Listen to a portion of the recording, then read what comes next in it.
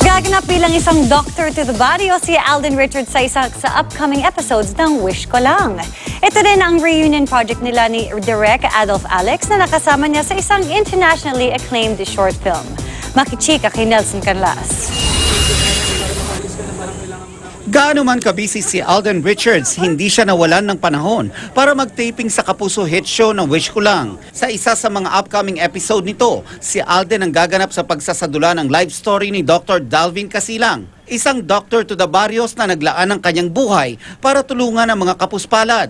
Para kay Alden, minsanan lang daw na dumating ang ganitong proyekto. Ang ganda ng material, kaya sabi ko talaga sayang kung hindi ko magagawa itong Wish Ko Lang episode. Ang isa pang ikina-excite ni Alden ay ang muli nilang pagsasama sa proyekto ni Direk Adolf Alex. Si Direk Adolf ang nasa likod ng short film na Kinabukasan, kung saan hindi lang nakatrabaho ni Alden ang nag-iisang superstar na si Nora Honor. Nagtungo pa siya sa International Rotterdam Film Festival para ipresenta ang pelikula. Ayon kay Alden, marami siyang proyektong naiwan at nabinbin na matagal na nilang plano ni Direk Adolf.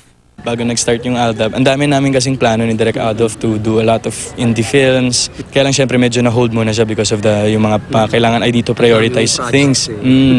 So, pero sana magawa pa rin namin siya in the near future. Ay nakakatuwa naman na yun nga, nakita kami ulit after nung nangyari sa kanya and wala naman siya pinagbago. So yun, nag-uusap kami kung ano yung mga pwede tsaka posible pang gawin after nito. Mapapanood ang Wish Ko Lang episode ni Alden sa darating na Hulyo. Nelson Canlas, updated sa Showbiz Happenings.